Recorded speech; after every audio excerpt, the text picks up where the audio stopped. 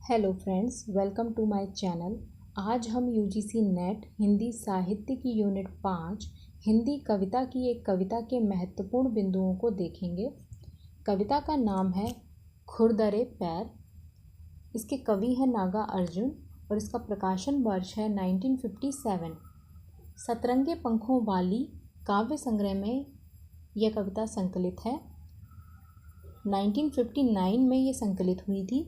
इस कविता की विषय वस्तु में कवि ने एक आम आदमी रिक्शे वाले का जिक्र किया है। यह कविता छोटी और मार्मिक है। इसमें कवि रिक्शे वाले के खुरदरे पैरों के ऊपर इस कविता को उन्होंने लिखा है। रिक्शे वाले के जो खुरदरे पैर हैं उनको देखकर एक संवेदना उत्पन्न होती है कवि के मन में, उसी का जिक्र इस कविता में उन्होंने किया है। कवि रिक्शे में बैठा है और कवि की नज़र रिक्शे वाले के पैरों पर पड़ती है, जिसकी एड़ियाँ फटी हैं, रूखी हैं, दर्द से भरी हैं, फिर भी वह काम कर रहा है।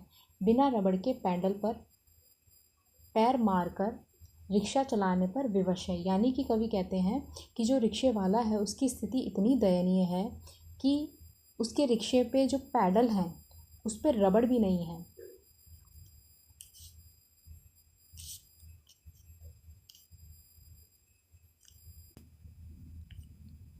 ये है कविता खुरदरे पैर। खूब गए दूधिया निगाहों में फटी विवाइयों वाले खुरदरे पैर धंस गए। कवि यहाँ कहते हैं कि कवि की नज़रें खूब गए, यानी कवि की नज़रें रिक्शे वाले की दूधिया निगाहों पे चली गईं। दूधिया निगाहों यानी नज़र, आँखें, और दूधिया का अर्थ है साफ स्वच्छ। रिक्शे वाले की जो साफ स्वच्छ निगाहें हैं, निर्मल निगाहें हैं, उन पर कवि की नज़र चली गई। फटी विवाइयों वाले खुरदरे पैर धंस गए। रिक्शे वाले के जो पैर हैं उसकी एड़ियाँ, विवाइयों का मतलब होता है एड़ियाँ, खुरदरे का मतलब है रूखा, फटा हुआ। तो रिक्शे वाले के जो एड़ियाँ हैं पैरों की वो फटी हुई हैं, खुरदरी हैं, कठोर हैं। उनकी तरफ कवि की नज़रें धंस गई, यानी कि चली गई, उस तरफ उसकी नज़रें चली गई। कुसुम कोमल मन में गट्ठों वाले कुलिश कठोर पैर दे रहे थे गति। कवि यहाँ पर बोल रहा है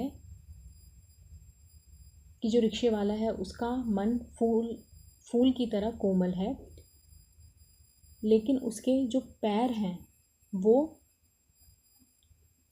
गट्ठल का अर्थ होता है ज़्यादा काम करने से जो निशान पड़ जाते हैं वो, और कुलिश का अर्थ है ज़्यादा साफ़ सुथरा ना होना, यानी कि कठोर, गंदा, कटा फटा। और कठोर का अर्थ है सख्त, यानी कि जो रिक्शे वाले के पैर हैं वो साफ़ सुथरे नहीं हैं, कठोर हैं। काम ज़्यादा करने से उसमें गट्ठे पड़ चुके हैं, वहाँ की स्किन जो है वो टाइट हो चुकी है। दे रहे थे गति रबड़ विहीन ठूंठ पैडलों को। रिक्शे वाले के पैरों की स्थिति इतनी बुरी हो रखी है, उसके बाद भी वो गति दे रहा है रिक्शे को। जो रिक्शे का पैडल है जिस पर रबड़ भी नहीं चढ़ी हुई, उसको वो बार बार चला रहा है। विहीन का अर्थ है बिना, यानी रबड़ के बिना। जो ठूंठ का अर्थ है कठोर, जो पैडल हैं उस पर वो बार बार अपने पैर मार मार कर उसको चला रहा है रिक्शे को।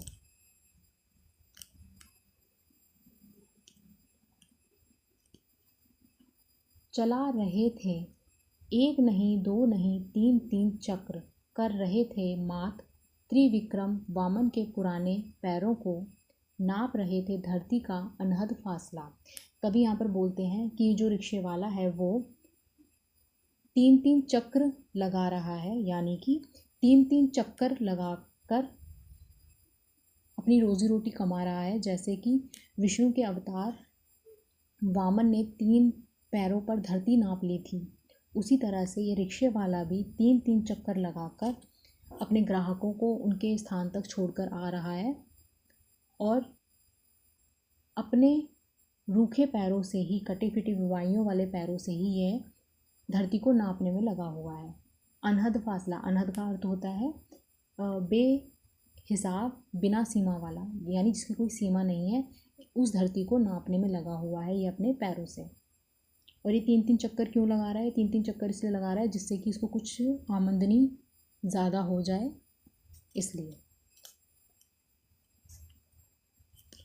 घंटों के हिसाब से ढोए जा रहे थे, देर तक टकराए उस दिन इन आँखों से वे पैर। यानी कवि कहता है कि ये घंटों के हिसाब से बस ढोए जा रहा है, ये चाह रहा है कि बार बार चक्कर लगा लगा कर ये लोगों को उनके स्थान तक पहुंचाए, जिससे कि उसको थोड़ी सी आमदनी ज़्यादा हो जाए। तो कवि यहाँ कहता है कि मेरी जो निगाहें हैं वो बार बार उस रिक्शे वाले के पैरों पर ही पड़ रही थी, उससे हट ही नहीं रही थी। भूल नहीं पाऊँगा फटी विवाइयाँ, मैं वो फटी हुई एड़ियों को नहीं भूल पाऊँगा जो रिक्शे वाले की थी। खूब गई दुधिया निगाहों में, धस गई कुसुम कोमल मन में। कवि यहाँ पर बोल रहा है कि जो मेरी नज़रें हैं वो रिक्शे वाले की फटी हुई एड़ियों से हट ही नहीं रही थी। मेरी निगाहें बार बार उसकी निर्मल जो स्वच्छ निगाहें हैं उन पर जाकर टिकती थी, और बार बार जो उसका फूल सा कोमल मन है उसको मेरी निगाहें बार बार उसको महसूस कर पा रही थी। तो ये थी कविता खुरदरे पैर, जिसकी हमने व्याख्या देखी।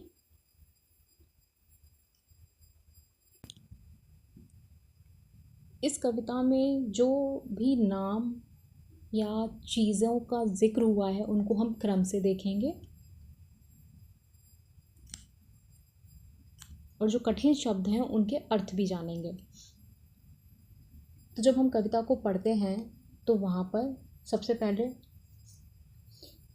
एक शब्द आता है खूब गए। इसका अर्थ है धस गए, यानी कि नज़र उस तरफ चली गई। अगला शब्द आता है दूधिया, निगाहों। दूधिया का अर्थ है साफ स्वच्छ निगाहें, निर्मल निगाहें। फिर आती है इसमें, जब हम कविता पढ़ते हैं तो उसमें क्रम से आ रहे हैं सबके सब नाम या पंक्तियाँ, तो हम उनको देख रहे हैं। फिर आती है फटी विबाइयों वाले खुरदरे पैर। विबाइयों का अर्थ है एड़ियाँ जो फटी हुई हैं, यानी दर्द वाली एड़ियाँ हैं। फिर कुसुम कोमल मन। इसके बाद गुट्ठल, घट्ठों वाले, कुलिश, कठोर पैर। कुलिश का अर्थ होता है जो बहुत ज़्यादा साफ़ सुथरा नहीं हो, और गुट्ठल का अर्थ है गट्ठे पड़ जाना, यानी वहाँ की स्किन टाइट हो जाना।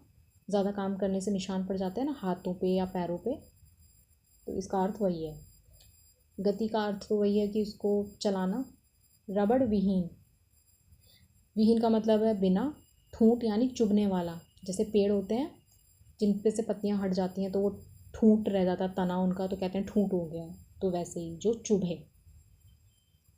ठूंठ पैडलों, यानी कि बिना, जो हैंडल है उस पर रबड़ नहीं चढ़ी हुई है, यानी गद्देदार नहीं है।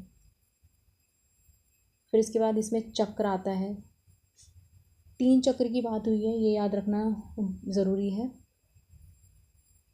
3 चक्र यानी 3 पहिए वाला रिक्शा, उसकी बात हो रही है यहाँ पे।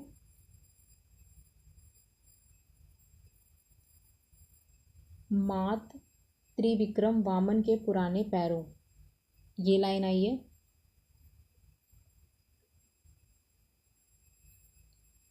इसके बाद नाप, धरती, अनहद फासला। अनहद का अर्थ है सीमा रहित, यानी बेहिसाब, जिसकी कोई सीमा ही नहीं है। घंटों के हिसाब, आँखों, फूल नहीं। तो ये थे कुछ पंक्तियाँ जो कि क्रम से आई थी इस कविता में।